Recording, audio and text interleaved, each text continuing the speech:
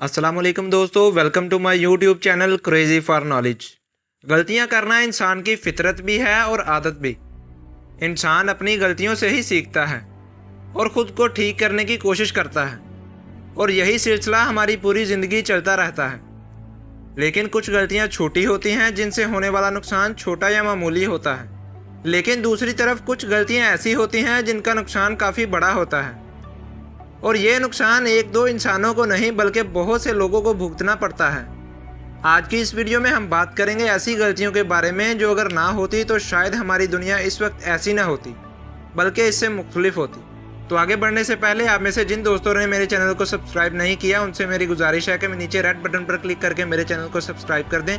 मैं ऐसी ही अच्छी वीडियोज़ आपके लिए लेकर आता रहता हूँ।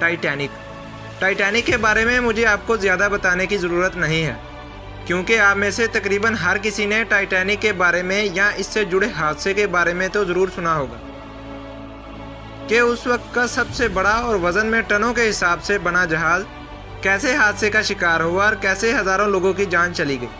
लेकिन क्या आप जानते हैं कि इस हादसे वाली रात उस जहाज़ पर एक चाबी मौजूद होती तो शायद बहुत से लोगों की जान ना जाती। इस जहाज़ के अपने पहले सफ़र पर जाने से कुछ देर पहले ही जहाज़ के सेकंड ऑफिसर डेविड ब्लेयर की जगह चार्ल्स हर्बर्ट को जहाज़ का सेकंड ऑफिसर बना दिया गया, क्योंकि इन्हें डेविड से ज़्यादा तजर्बा था। लेकिन ओहदे की तब्दीली के वक्त डेविड ब्लेयर चार्ल्स हर्बर्ट को एक लॉकर की चाबी देना भूल गए, जिसमें जहाज़ की कुछ एसेसरीज वगैरह रखी हुई थी, जिनमें दूरबीन भी शामिल थी। जिस रात ये हादसा पेश आया तब फ्रैट लोकोराइट पर तैनात थे, और उन्होंने यह दावा किया था कि अगर उनके पास उस रात उस लॉकर की चाबी होती तो वो उस बर्फ़ के बने हुए पहाड़ को पहले ही देख लेते और वक्त पर जहाज़ की सिमत तब्दील कर लेते। The Hiroshima bombing.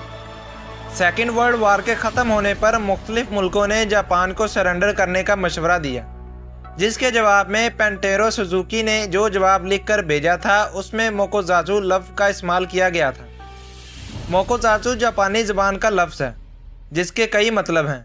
पेंटेरो सुजुकी का इस लफ्ज़ का मतलब था कि जापान अभी सोच विचार कर रहा है, लेकिन पेंटेरो सुजुकी के इस जवाब के ट्रांसलेटर ने इस लफ्ज़ का गलत मतलब लिया, जिससे दूसरे मुल्कों को लगा कि जापान सरेंडर करने से इनकार कर रहा है।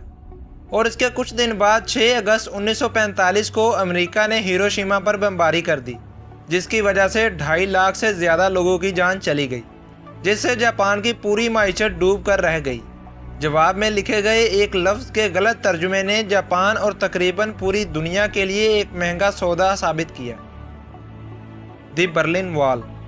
सन 1989 में इस जर्मन पॉलिटिशियन गथर ने प्रेस कॉन्फ्रेंस को मुखातिब करते हुए कहा कि ईस्ट और वेस्ट जर्मन के दरमियान बनी हुई दीवार को हटा दिया जाएगा। ये स्पीच देते वक्त उनके हाथ में एक नोट पेपर भी था, जिस पर उनकी स्पीच का कुछ हिस्सा लिखा हुआ था, लेकिन गदर ने उस नोट पेपर को पूरी तरह पढ़ने की जहमत नहीं की और ये कह दिया कि ईस्ट और वेस्ट जर्मन के दरमियान बनी तमाम रुकावटों को पूरी तरह हटा दिया जाएगा। इस पर एक मीडिया रिपोर्टर ने पूछा कि ये रुकावटें कब से हटाई जाएंगी, तो उसके जवाब में गदर ने हड़बड़ाहट में कह दिया कि रुकावटों को इसी वक्त हटा दिया जाएगा। लेकिन उनका मतलब ये नहीं था।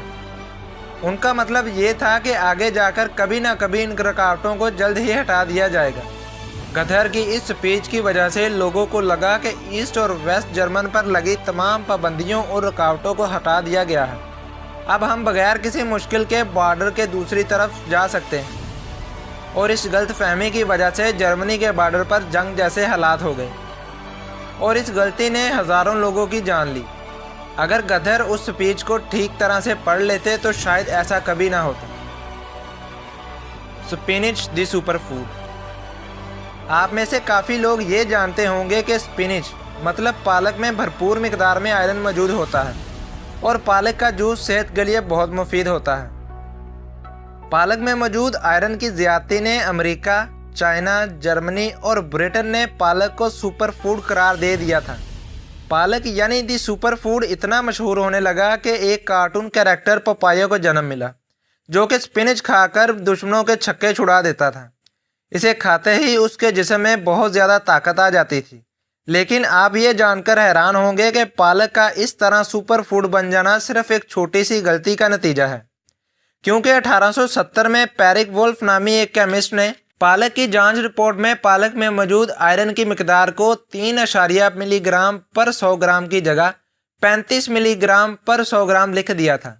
इस रिपोर्ट को बगैर दोबारा चेक किए शाया कर दिया गया और लोगों को लगा कि वाकई 100 ग्राम पालक में 35 मिलीग्राम आयरन होता है और इसी गलती की वजह से पालक इतना मशहूर हुआ कि इसे दी सुपर फूड का दर्जा मिल गया। अगर ये छोटी सी गलती ना हुई होती तो शायद ये गलतफहमी ना होती कि पालक आयरन का अच्छा सोर्स होता है। तो दोस्तों ये थी मेरी आज की वीडियो। उम्मीद है आपको मेरी वीडियो पसंद आई होगी।